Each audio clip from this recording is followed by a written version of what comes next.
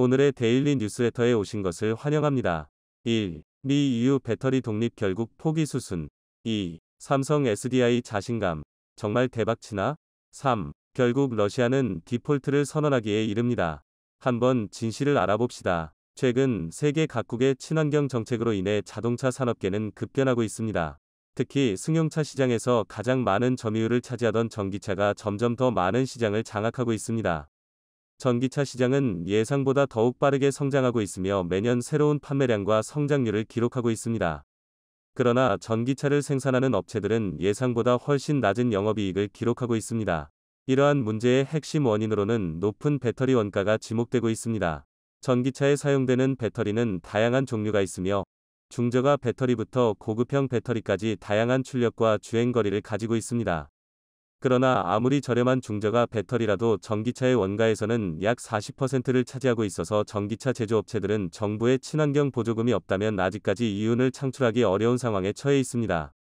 이러한 배터리 원가의 높은 비용 문제를 해결하기 위해 전기차 산업은 연구와 기술 개발에 주력하고 있습니다.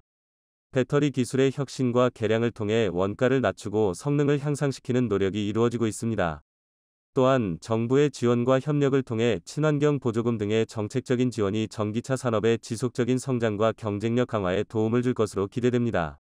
전기차 산업은 아직 이윤을 남기기 어려운 구조일지라도 급격한 시장 변화와 기술 발전을 통해 미래에는 더욱 발전하고 번성할 수 있는 가능성을 가지고 있습니다. 그렇다면 현재 시장을 선점한 전기차 브랜드들은 어떻게 수익을 내고 있을까요? 대표적으로 미국의 테슬라의 경우는 전기 차량 판매로 인한 수익은 극히 일부분이며 대신 전기차를 생산하면서 쌓아둔 탄소 배출권을 다른 기업들에게 판매해 막대한 수익을 거두고 있습니다.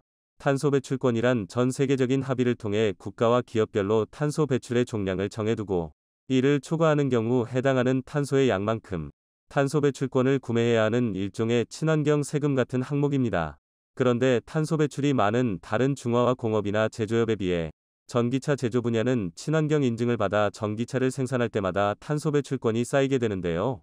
미국의 테슬라는 지난해 탄소 배출량이 많은 중국 기업들에게 탄소 배출권을 판매해 대략 4억 달러, 우리 돈 5천억 원의 순수익을 얻은 것으로 알려졌습니다. 상황이 이렇다 보니 중국 정부에서도 자국 전기차 기업들에게 보조금을 지급해 탄소 배출권을 확보하도록 지원하고 있습니다. 하지만 전 세계 어느 나라에서도 해당 국가의 친환경 보조금이 없다면 전기차 산업은 이익을 남길 수가 없는 구조이기에 자동차 업계에선 열심히 전기차를 팔아도 남는 것은 별로 없고 전기차 원가의 절반가량을 차지하는 배터리 기업들의 배만 불려준다는 불만이 나오고 있습니다. 특히 친환경 차량 판매가 저조했던 폭스바겐은 탄소 배출권을 충족시키지 못해 지난해 중국에서만 800억에 달하는 벌금을 납부한 것으로 알려져 더욱더 배터리 산업에 뛰어들려는 상황입니다. 미국과 유럽의 자동차 제조업체들이 원가 절감과 친환경 규정 충족을 목적으로 너도나도 배터리 산업에 뛰어들고 있지만 여러 가지 정책적 환경적 요인과 기술력의 부족으로 배터리 산업 진출을 하나둘 포기하고 있습니다. 이에 미국과 유럽에선 한국의 배터리 3사에게 도움까지 요청하고 있는 상황입니다. 추가적으로 세계 1위라고 자랑하던 중국산 배터리가 중국 정부의 보조금 지급 중단으로 실체가 드러나면서 중국의 전기차와 배터리 밥그릇이 산산조각나게 생긴 상황을 자세히 알아보겠습니다. 유럽을 대표하는 자동차 기업이자 전세계 자동차 판매량 2위를 기록 중인 폭스바겐은 수년 전부터 유럽 내 배터리 공장을 계획하면서 자신의 주무대인 유럽 전기차 시장 접수를 위한 로드맵을 세웠습니다. 하지만 기술력에선 한국의 배터리 3사에게 밀리고 생산 원가와 물량 면에선 중국의 배터리 업체들에게 밀리면서 폭스바겐이 전폭적으로 투자한 유럽의 배터리 기업들은 유럽연합의 천문학적인 보조금을 지급받았음에도 불구하고 경영이 매우 어려운 상황에 놓였습니다. 이에 폭스바겐 CEO인 토마스 셰퍼는 유럽에 대규모 배터리 공장을 계획했지만 급통하는 에너지 요금과 인건비 인상으로 더 이상 유럽연합 내 어떤 국가에서도 전기 자동차용 배터리를 제조하는 것이 어렵다고 밝히는 등 사실상 자체 배터리 진출을 포기하겠다는 의사를 내비쳤습니다. 주로 독일 지역에 생산 거점을 두고 있는 폭스바겐은 독일의 에너지 요금이 러시아 우크라이나 상황을 겪으면서 변동성이 매우 커졌고 글로벌 인플레이션으로 인건비는 상승한 데다 전기차 부품의 공급 가격까지 동반 상승하면서 천문학적인 초기 투자금이 필요해진 상황입니다. 그런데 쉬운 줄로만 알았던 배터리 산업은 석유 가격보다 변동성이 큰 원재료와 희토류를 확보해야 하며 이미 한국이 수십 년 전에 확보한 특허와 기술들을 피해가면서 자체적인 배터리를 연구 개발하기란 불가능에 가깝다는 것입니다. 이렇게 기술력은 한국에게 밀리면서 자본력과 생산력은 중국에게 밀리고 있어 배터리 생산을 통한 자체적인 경쟁력 확보가 불가능해질 것입니다. 더 이상 배터리 사업의 경쟁력과 지속성이 상상 이상으로 불투명하다는 전망이 나오면서 배터리 생산이 어려워지자 계획해두었던 전기차 공장까지 위기를 맞이하고 있습니다. 폭스바겐 그룹은 2023년 초 착공하기로 했던 독일 내 유럽 최대 전기차 전용 공장 건설 계획을 전면 재검토하는 데 착수했습니다. 여기에 폭스바겐과 마찬가지로 배터리 자체 생산에 나서겠다면 미국의 테슬라마저 큰 위기를 겪고 있습니다. 최근 들어 판매량 부진을 겪고 있는 테슬라는 한국, 중국, 일본 등 아시아 시장에서 대대적인 할인 판매에 돌입해 영업이익률 감소와 손해를 감수하면서까지 다른 전기차 업체와 끝장을 보는 경쟁인 일명 치킨게임에 나서고 있습니다. 이런 조치는 중국에서 폭발적으로 성장하는 중국 전기차 브랜드들의 영향을 받은 것으로 보이는데요.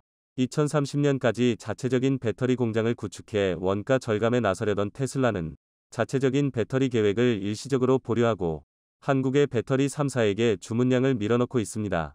LG 에너지 솔루션은 테슬라 차량에 탑재되는 차기 원통형 배터리인 4860 배터리 생산에 적극 협력하고 있으며 충북 공장에 6천억 원가량을 투입하여 연간 규모의 테슬라용 배터리 설비를 구축하고 있습니다. 이 밖에도 미국 미시간주 공장의 생산 규모를 단계적으로 5배까지 늘리면서 늘어나는 테슬라의 폭발적인 배터리 수요를 충족시킬 것이란 전망이 나옵니다. 한국의 배터리 3사 중 삼성 SDI와 SK온과도 관련 협력 내용이 오고 가는 가운데 이번 계약으로 최소 수년간 테슬라의 자체 배터리 공장 계획은 물 건너 갔다는 전망이 나오고 있습니다.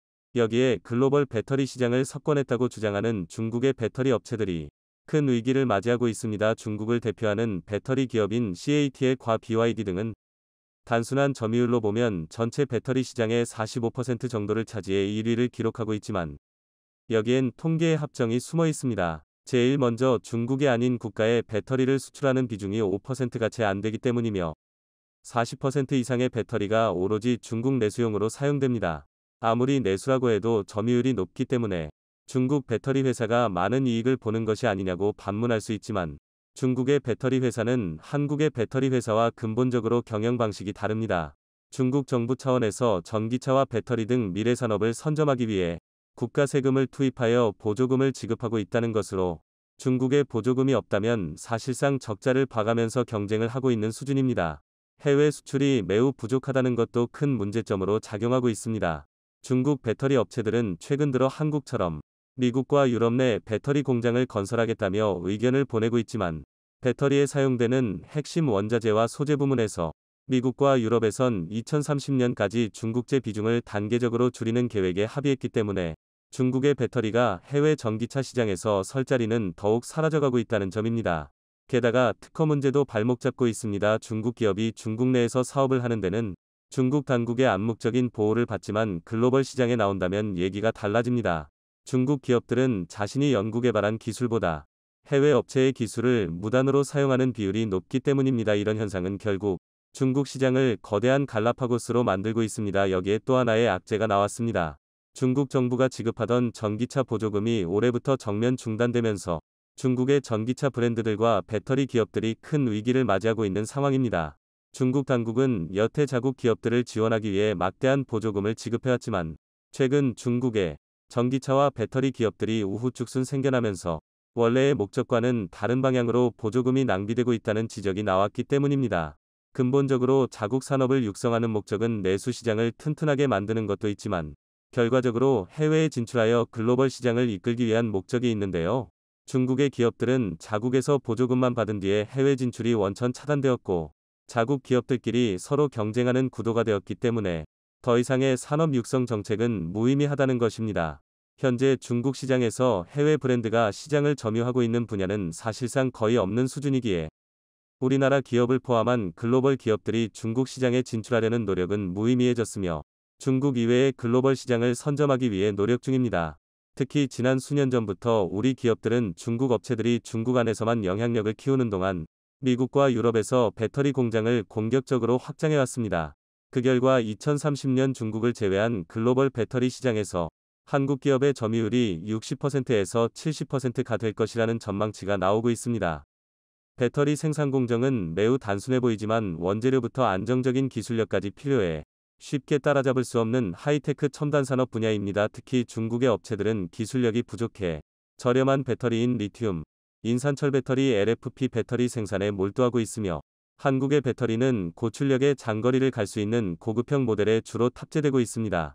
중국제 저가형 배터리 업체들의 중간 마진은 3%에서 5% 사이로 추산되며 한국 기업들처럼 고급형 배터리의 중간 마진은 10%에 육박해 원재료를 채굴하여 배터리를 생산한 뒤 전기차량 조립까지 수직 계열화를 달성하면 중간 마진 7%에서 8%가량을 확보할 수 있다는 계산이 나옵니다. 글로벌 자동차 제조사들은 이렇게 생산 라인을 동일시켜 원가 절감을 목표로 하고 있지만 이런 목표를 달성하는 것은 최소 10년 이상 걸릴 것이란 전망이 나오고 있습니다. 무엇보다 배터리와 관련된 기술 격차는 계속 벌어지게 되므로 배터리 후발주자는 계속해서 투자금만 늘리다가 최근 이재용 회장이 삼성 SDI 연구소의 전고체 배터리 시험 생산 파일럿 라인을 둘러본 것은 그만큼 자신감에 의한 표출로 업계에서는 보고 있습니다. 전기차 시장의 게임 체인저가 될 궁극의 배터리, 전고체 배터리 개발이 거의 막바지에 다다르지 않았나 하는 예상이 나옵니다. 마이크로 LED와 차세대 반도체 패키징, 퀀텀닷, QD, OLED에 이어 삼성의 미래 먹거리를 책임질 혁신 기술이 삼성 SDI에 의해 첫 선물 보일 것으로 기대되고 있습니다. 고체, 솔리드, 톡보적, 솔, 그리고 삼성 SDI 위 앞글자를 따서 지어진 생산 라인은 일명 S라인으로 불립니다. 그만큼 여러 의미를 담고 있는 S라인은 약 2,000평 규모로 조성 중인데 하반기에 이르러 시제품 생산에 들어갈 예정이고 시제품은 소형 배터리가 될 것으로 알려지고 있습니다. 이를 바탕으로 점차 제품 라인업을 늘려나갈 것으로 보입니다.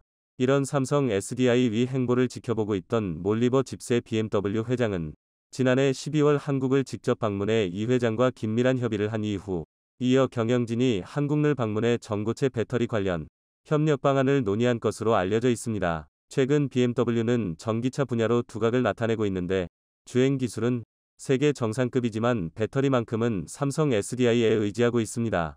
3년 전 배터리 개발을 천명했다가 1년 만에 포기하고 이를 해결할 파트너로 일찌감치 삼성전자를 지목해 오랜 관계를 유지하고 있는 중입니다. 그에 따라 전고체 배터리 시제품은 BMW 일부에도 장착돼 테스트용으로 사용될 것으로 보입니다. 전고체 배터리가 미래 전기차 시장의 게임 체인저로 평가받는 이유는 성능, 화재 안전성 모두 지금의 전기차 배터리보다 훨씬 우수하기 때문인데 특히 기존 배터리보다 에너지 밀도가 높습니다. 이는 배터리 부품수 및 부피 감소로 이어지게 되고 이는 차량을 설계할 때 지금보다 더 넓은 공간을 확보하는 데 도움이 될 수 있다는 의미입니다. 삼성 SD는 2013년부터 전고체 배터리 관련 기술을 선보이면서 10년 가까이 기술 고도화에 힘쓰고 있는 상황입니다. 덕분에 주행거리 800km, 1,000회 이상 충방전이 가능한 전고체 배터리를 개발하는 데 성공하기도 했습니다. 손미카엘 삼성 SDI 부사장은 지난달 컨퍼런스콜에서 전고체 배터리 파일럿 라인은 업계 최초의 순수 전고체 생산 라인이라고 밝히면서 자신감을 내비추기도 했습니다. 초기 시장을 선점할 경우 이에 따른 경제효과는 앞으로 수백조 원에 이를 것으로 예상됩니다. 특히 전기차뿐만 아니라 항공 모빌리티 등 배터리를 사용하는 이동수단, 운송수단으로 확대될 경우 천문학적인 규모의 수익을 기대할 수 있다는 것이 업계의 시각입니다. 물론 여러 기업들이 나오지만 한국이 거의 독점할 것으로 보는 시각이 압도적입니다. 자동차와 반도체, IT, 철강 등이 국가의 기반을 이루듯 가까운 미래에는 모든 부분에 배터리를 사용할 것으로 예상되면서 국가 발전의 기들이 될 것으로 전망하고 있습니다. 전고체 배터리를 이야기하면 여전히 뜬구름 잡는 이야기로 보는 시각이지만 삼성의 사례를 보면 알 수 있듯 올해 하반기부터 시제품 생산에 들어가고 몇 년 후에는 상용화 완성 단계에 도달하게 됩니다. LG 에너지 솔루션, SK 이노베이션, 토요타, 세계 스타트업 등 여러 분야의 기업들이 전고체 배터리 개발에 사활을 걸고 있으면서 과연 이 시장의 첫 1위는 어떤 기업이 될지 주목받고 있습니다. 글로벌 경기 침체의 여파로 작년 4분기 세계 D램 반도체 시장이 전분기 대비 30% 이상 줄어든 것으로 나타났지만 삼성전자는 인텔을 제치고 글로벌 반도체 기업 1위에 몰랐습니다. 삼성전자 반도체 사업 부문은 지난해 670억 5,500만 달러에 매출을 몰리면서 같은 기간 미국의 인텔 608억 1천만 달러를 62억 4,500만 달러 10.3% 앞섰습니다. 또한 업계 1위인 삼성전자도 매출은 줄었지만 유일하게 점유율은 4.4%포인트 증가하는 위력을 발휘했습니다. 작년 4분기 세계 D램 시장 매출은 전분기 대비 32.5% 감소한 122억 8,100만 달러로 세계 금융위기가 닥쳤던 2008년 4분기의 감소폭 36%에 근접한 수준입니다. 업체별로는 모든 기업의 매출이 하락했는데 1위 삼성전자의 작년 4분기 매출은 55억 4천만 달러로 전분기 대비 25.1%가 줄었지만 반면 시장 점유율은 40.7%에서 45.1%로 뛰어 시장 95% 이상을 장악한 빅3 업체 가운데 유일하게 상승했습니다.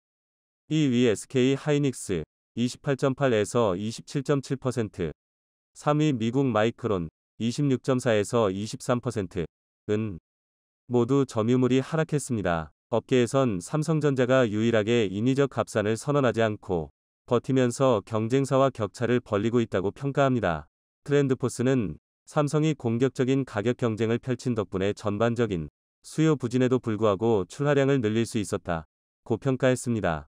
그러나 그런 악조건 속에서도 반도체 2위를 거머쥐고 있는 삼성전자와 SK 하이닉스지만 바이든 행정부가 발표한 반도체 보조금 지급 기준을 두고 당혹스러움을 감추지 못하고 있습니다.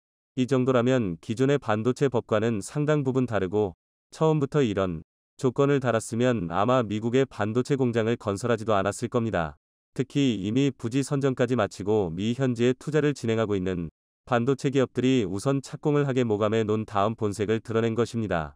삼성전자는 진퇴양난 상황에 빠지면서 당장 보조금 신청을 할지 말지 결정해야 하는 고민이 깊어질 수밖에 없습니다. 정인교 인하대 국제통상학과 교수는 미국 중심으로 동맹국들의 기술연합이 이뤄지는 상황에서 미국과 같이 가지 않을 수도 없는 노릇이다. 이라면서 원래는 정부 간 협상을 통해 정할 문제를 미정부는 약자들인 기업들한테 직접 가이드라인을 제시하면서 기업들의 부담이 더 커질 수밖에 없다고 했습니다. 이 내용을 보면 기가 막힐 정도입니다. 이건 눈 떠 있는 상태에서 물건을 훔쳐가는 도둑들과 똑같습니다. 반도체 기업들은 지난 28일 공개된 미 정부의 보조금 지급 기준에서 초과 이의 환수제 등의 내용을 보고 깜짝 놀랐습니다. 전혀 예상하지 못했던 요구를 미국이 일방적으로 추가함으로써 한편으로는 분노까지 나오고 있다고 했습니다. 미 상무부는 1억 5천만 달러, 약 2천억 원 이상의 반도체 보조금을 받는 기업은 초과 수익의 일부를 미 정부와 공유해야 한다는 원칙을 밝히면서 미 상무부는 기업이 제출한 수익 전망치 대비 실제 수익이 크게 못 될 경우 최대 보조금의 75%를 가져갈 수 있다는 조건까지 달았습니다. 삼성전자는 현재 170억 달러, 약 22조 3천억 원을 투자해 텍사스주 테일러시에 반도체 파운드리 공장을 짓고 있습니다.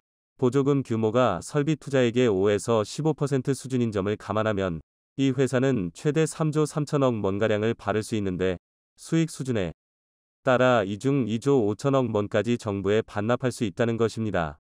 또 국방 안보 분야에 첨단 반도체 무선 공급을 하거나 미 정부에 반도체 시설을 제공할 의사가 있는 기업의 이름을 보조금 지급 우선순위에 몰리겠다고 합니다. 보조금 많이 받고 싶으면 미국의 반도체 시설을 공유하라는 것입니다. 이는 돈 한 푼 안 들이고 거저 갖겠다는 것입니다. 또한 더 못 끼는 것은 보조금 지급 조건에 사업의 예상, 현금 흐름과 수익률 등의 수익성 지표를 따져 재무 건전성도 들여다볼 수 있다는 내용도 담고 있습니다. 기업들은 이 과정에서 발생할 수 있는 기밀 유출 위험이 있다고 지적합니다. 실제 반도체 업계에서는 특정 기업이 어떤 장비를 쓰는지부터 어떤 방식으로 장비 틀을 배치하는지까지도 중대한 영업 기밀이라고 했습니다. 반도체가 나노 단위의 아주 미세한 공정을 통해 생산되는 만큼 작은 차이만으로도 생산 효율이 크게 개선될 수 있기 때문이라는 것입니다. 삼성전자를 추격하고 있는 마이크론과 인텔에게 삼성전자의 제조 노하우가 흘러들어갈 수 있다는 지적이 나오고 충분히 그럴 가능성이 농후하다는 것이 업계의 얘기입니다. 김선우 메리츠증권 연구원은 재정 지원을 받으려면 미 상무부에 제조시설의 세부 사항이나 기술 역량을 공개하라는 것과 같은 건데 반도체 생산 공정은 제조기업의 극비 사항으로 뭔가 및 성능 경쟁력에 직결되는 부분이라며 경쟁사와 공정에서 얼마나 차이를 내느냐가 중요한 반도체 산업에서 정보 공개는 치명적일 수 있다. 고 지적했습니다. 또한 미국의 정책은 중국에 수십조 원 쏟아부어 지은 공장이 무용지물이 될 수 있다. 고 비난했습니다. 결국 믿는 도끼에 발등 찍혔다는 말이 나올 수밖에 없는 상황입니다. 이런 나라하고 무슨 동맹이라고 하고 미래지향적인 일을 추진합니까? 이런 것들을 보고 날강도 라고 합니다. 고작 몇 조 원 집어주고 수십조 수백조를 도톡질해 가려는 미국의 행태에 분노하지 않을 수 없습니다. 그렇지 않습니까? 한국 정부는 도대체 뭐하고 있습니까? 정말 답답합니다. 푸틴이 놀라운 결정을 내렸습니다. 러시아가 시베리아에 보유한 차얀타 유전을 포기하고 이를 한국에게 차관 대신 넘기겠다고 결정한 것인데요. 이 결정에 중국 정부가 격분했다고 합니다. 그동안 러시아 차얀타 유전으로부터 많은 양의 원유를 수입하던 중국, 한국에게 차얀타 유전이 넘어가면서 중국 정부는 위기에 봉착한 것인데요. 대체 크렘린의 결정이 어떻게 났는지, 그리고 한국이 러시아에게서 어떻게 차얀타 유전을 받게 되었는지에 대해 지금부터 자세하게 설명해 드리겠습니다. 구글의 파산 세계 최대 기업이라고 알려진 구글조차 버티질 못했습니다. 구글 법인이 현재 상황을 최악에 가깝다고 말하며 회사를 존속하는 것이 어렵다고 솔직하게 고백했죠. 구글 러시아 법인은 모스크바 중재법원에 파산 신청서를 내면서 은행 계좌 압류와 동결로 인해 러시아 사무소의 직원 유지와 임금 지급, 공급업자 및 하청업자들에 대한 결제가 불가능하다고 선언하며 정상활동 불가 판정을 내렸습니다. 러시아에서 이용하는 구글 서비스를 더 이상 제공하기 어렵다고 판단. 현재 최소한의 인력이 남아 무료 서비스를 제공할 계획이지만 이것도 언젠가 없어질 것이라는 불길한 말을 남겼죠. 서방 세계 국가들의 러시아 경제 압박은 지속적으로 러시아 경제에 타격을 주었습니다. 구글 러시아 법인이 무너진 것은 이를 정확하게 보여주는 일이죠. 세계 어디에서나 글로벌 서비스를 할 수 있다고 생각한 구글에서 러시아 사업을 포기할 정도로 상황이 심각한 것입니다. 심지어 러시아 정부는 본사가 서방에 있다는 이유로 구글 러시아 법인에게 과징금 72억 루블을 부과하는 짓을 저질렀습니다. 명목상 이유는 불법 콘텐츠 삭제 지시 불이행이었죠. 법원에서 규정한 불법 콘텐츠를 구글이 의도적으로 무시하고 있다고 보고 이를 이행하지 않은 구글을 향해 징벌적 손해배상을 청구한 것입니다. 거의 연매출의 5% 수준에 해당하는 금액이었죠. 서비스 제공과 사업을 지속하기 위해 구글은 출혈을 감해했으나 이것도 한계에 부딪힌 것입니다. 실제로 러시아에 있는 많은 기업들은 경제가 마비된 러시아를 상대로 사업을 하는 것을 포기, 법인을 철수하거나 사업장을 폐쇄했죠. 정치적인 목적으로 이들 회사들이 물러나는 것을 방관했던 러시아도 점점 자신들의 행동이 잘못되었다는 것을 깨닫고는 뒤늦게 철수하려는 기업을 붙잡으려고 했습니다. 수많은 물건들을 수입하는 데 어려움을 겪었고 이는 사회 전반을 마비시켰죠. 결국 러시아는 디폴트를 선언하기에 이릅니다. 105년 만에 디폴트라는 거창한 타이틀을 손에 쥐게 된 것이죠. 전체 외화 자산인 6,400억 달러, 하나로 약 809조 원의 달러 자산이 묶이면서 제때 원금을 돌려주지 못한 것이 문제였습니다. 러시아는 디폴트 선언이 있었던 당일에도 당당했습니다. 그가 믿고 있었던 마지막 보루는 바로 석유와 천연가스 러시아의 주요 수출 품목을 믿고 디폴트 상황에서도 러시아는 당당할 수 있었습니다. 러시아는 미국이 막고 있는 상황에서 우리는 대금 지불을 할 용의가 있다. 고 말하며 원유 수출을 통해 얻은 금액으로 빚을 갚을 수 있다고 말했습니다. 실제로 그들의 주장대로 동결되지 않은 계좌를 이용하면 빚을 갚을 수 있죠. 그러나 미국이 이를 허용하지 않은 것입니다. 어떻게 보면 의도적으로 러시아를 디폴트 상황에 몰아넣고자 갚을 수 있음에도 불구하고 러시아를 위기로 몬 것이죠. 결과적으로 러시아의 디폴트는 시행되었고 갚을 능력이 있건 혹은 갚을 능력이 없건 러시아는 디폴트 상황을 정상 상황으로 가정하고 세계 각국을 상대로 빚을 갚기 위해 노력을 해야 합니다. 불행히도 한국은 러시아와의 관계를 고려하면 이 문제에서 자유로울 수 없는데요. 특히 아직도 한국에게 갚지 않은 8억 7천만 달러의 차관은 한국에게 있어 아킬레스건이나 다름없습니다. 1990년 노태우 정부와 소련의 고르바초프 총서기와의 수교 당시 소련은 한국에게 경제협력 차관 30억 달러를 요청했습니다. 당시 한국에겐 큰 출혈이었지만 예정된 약속을 지키기 위해 14억 7천만 달러를 러시아에 송금해. 그러나 소련이 패망하고 한국은 소련에게서 돈을 받지 못하게 되었습니다. 소련의 후신으로 탄생한 러시아에서 그 대금을 갚겠다고 나서면서 한국과 러시아 사이의 길고 긴 불곰 사업은 이렇게 시작되었습니다. 덕분에 한국은 러시아의 우수한 군사기술의 집약체인 현물들을 받을 수 있었고, 이를 분해해 분석한 덕분에 지금의 방산 능력을 한국이 갖출 수 있게 되어 사업은 성공적이었다고 볼 수 있었습니다. 하지만 완전히 러시아로부터 그때 빌려준 돈을 회수하지 못했죠. 2022년까지 이 문제는 이어졌고 제3차 불곰 사업으로 이어질 뻔했습니다. 그러던 와중 우크라이나 러시아 전쟁이 터지면서 논의는 완전히 사라졌습니다. 심지어 러시아 디폴트 선언까지 나오면서 돈을 받기에 힘든 상황이 되었죠. 한국 정부는 서방 세계는 물론이고 러시아 정부와 협조를 통해 돌려받지 못한 8억 7천만 달러를 어떻게 해서든 회수하려고 했습니다. 이자까지 포함하면 원금 8억보다 더 큰 금액을 한국 정부는 러시아에게서 받아야 하는 가운데 러시아 정부는 한국을 비호호국으로 지정하면서 대화를 거부했죠. 그런데 러시아 정부가 한국을 상대로 빚을 갚겠다고 나선 것입니다.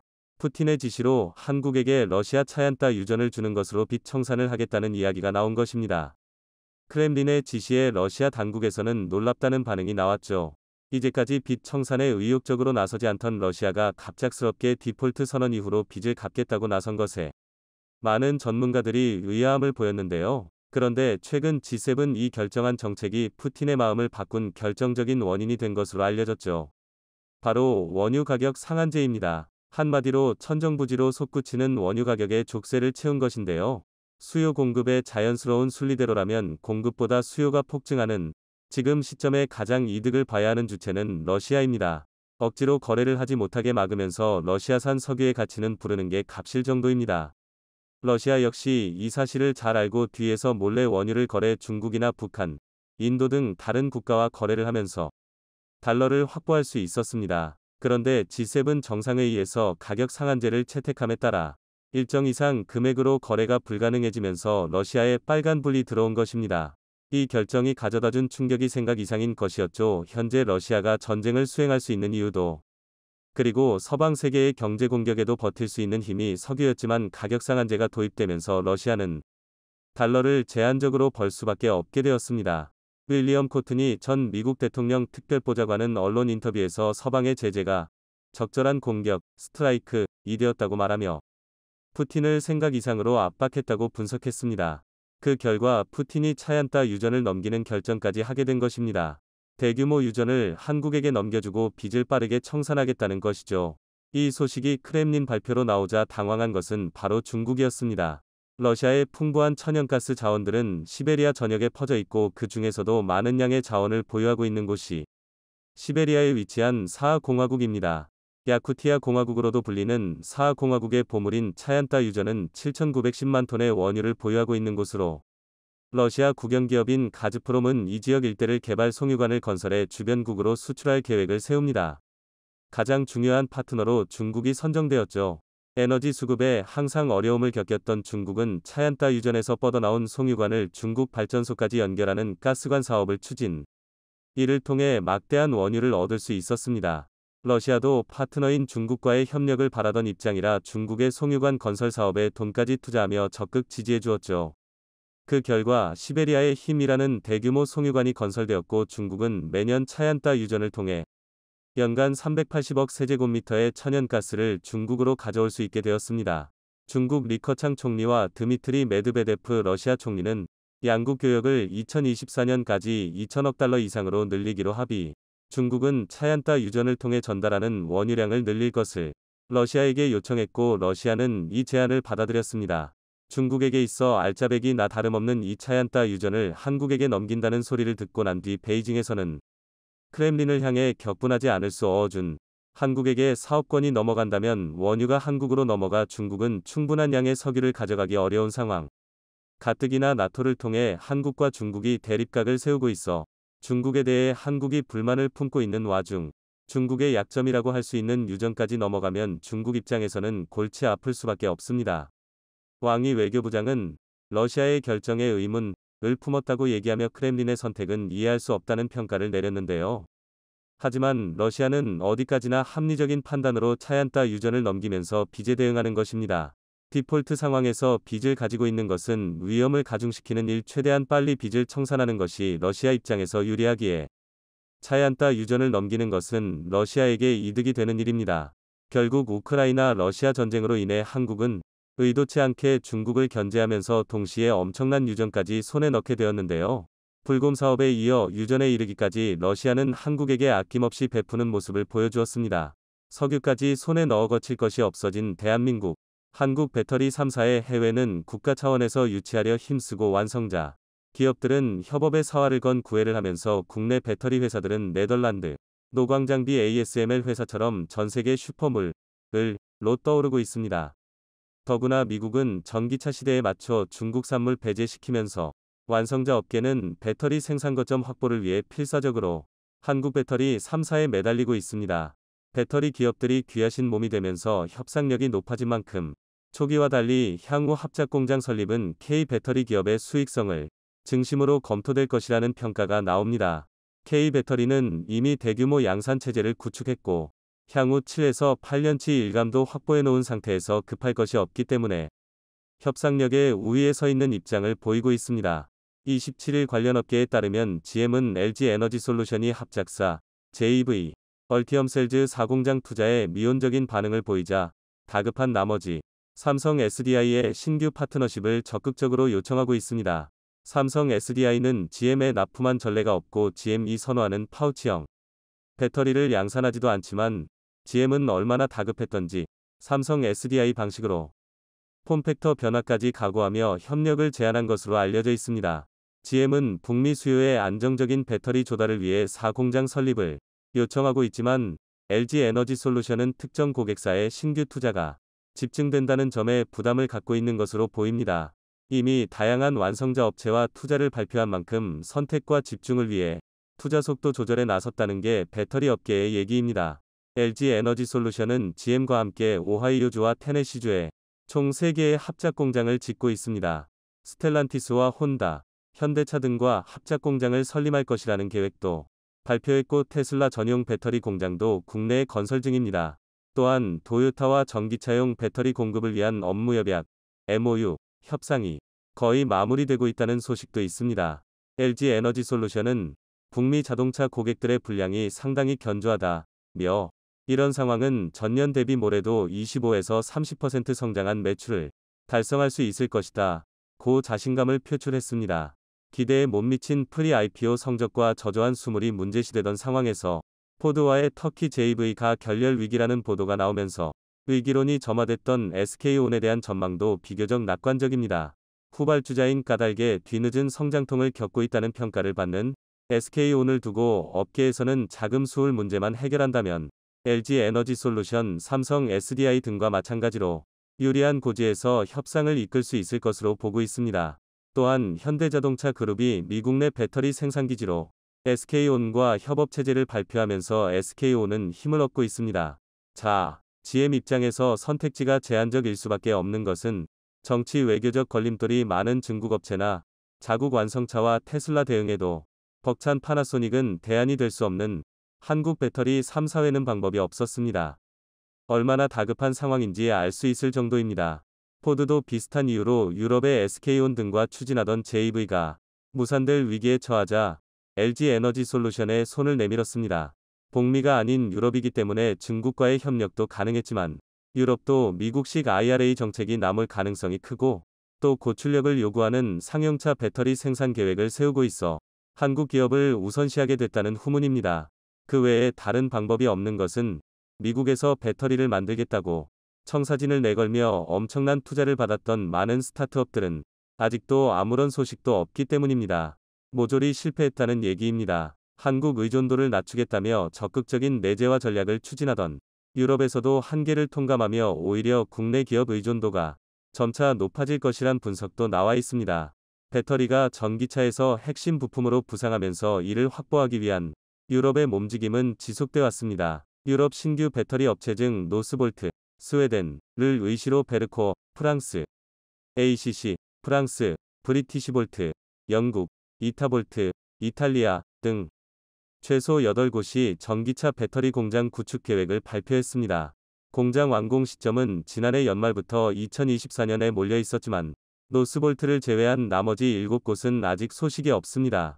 유럽 배터리 업체들은 그동안 배터리 개발이 지지부진하면서 가뜩이나 어려움에 처해 있는 상황에서 최근 더욱 나빠진 글로벌 금융환경과 에너지 비용, 여기에 미국의 IRA법까지 겹치면서 진퇴양난에 빠져 있다는 소식입니다. 개발도 안 되고 있고 설사 개발을 끝내고 양산한다고 해도 이미 유럽의 양산시설을 갖춘 한국 배터리 기업들을 따라잡기에는 역부족이라는 평이 나옵니다. 대표적으로 폭스바겐이 투자한 스타트업 노스볼트는 지난해 초부터 양산에 돌입했다고 하지만 수물 문제로 아직 성과가 없어 당초 독일에 이 공장을 건설한다는 계획을 포기했습니다. 유럽 내 에너지 가격이 크게 오르면서 공장 건설에 드는 비용이 증가한 가운데 미국의 IRA법이 나오자 노스볼트는 유럽 투자 계획을 지연 혹은 중단하고 북미 투자에 나설 것이라는 소문이 자자합니다. 노스볼트에 이어 성공 가능성이 높다고 했던 영국의 대표적인 배터리 업체 브리티시볼트는 심각한 자금난을 겪으며 파산 위기에 몰리고 있습니다. 유럽 각국이 막대한 자금을 들여 배터리 작업에 나섰지만 대외 경제 상황과 미국의 IRA법, 그리고 한국산 배터리의 강세 등으로 계획에 잇따른 차질이 생기고 있는 겁니다. 한국 배터리 3사가 유럽에서 신뢰성을 기반으로 한 좋은 성능과 안정된 가격 및 공급 때문에 안정적으로 공장을 가동하고 있는 영향은 새로운 업체가 비집고 들어오기가 여간 힘들게 아니라는 현지의 평가를 받고 있습니다. 새로운 업체가 이미 시장을 장악하고 있는 기존의 강자들과 견주려면 성능이 멀뚱하게 좋던가 아니면 가격이 저렴해야 하는데 이미 규모의 경제를 이루고 성능을 인정받으며 새로운 배터리를 연신 발표하는 한국 배터리 3사의 벽을 허물기에는 불가능하다는 것이 업계의 평가입니다.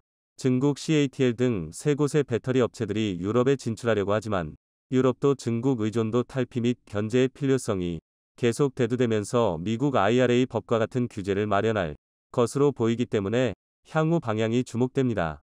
강동진 현대차증권 연구원은 유럽 내 규제가 만들어질 경우 그에 대한 대안은 한국 배터리 3사밖에 없다. 이제는 유럽 내에서도 중국 자본에 대해서 신중해야 한다는 평가에 따라 국내 업체들이 더 유리해지고 있는 상황이다 고 했습니다. 우리 배터리 3사는 이미 확보해 둔 수주 잔고가 엄청납니다. 배터리 시장조사 업체 SNE 리서치에 따르면 모레 K 배터리 3사의 수주 잔고는 1,000조 원을 돌파할 것으로 분석하고 있는데 이는 추가 계약 없이 2030년까지 생산 라인을 가동할 수 있는 물량입니다. 2022년 9월 말 기준 LG 에너지솔루션은 2022년 사상 최대 실적을 달성했는데 이는 전년 대비 각각 43.4%, 57.9% 증가한 수치이고 지난해 4분기 20조 원 어치의 수주를 추가로 확보해 지난해 말 기준 수주 잔고는 385조 원으로 몰라섰습니다.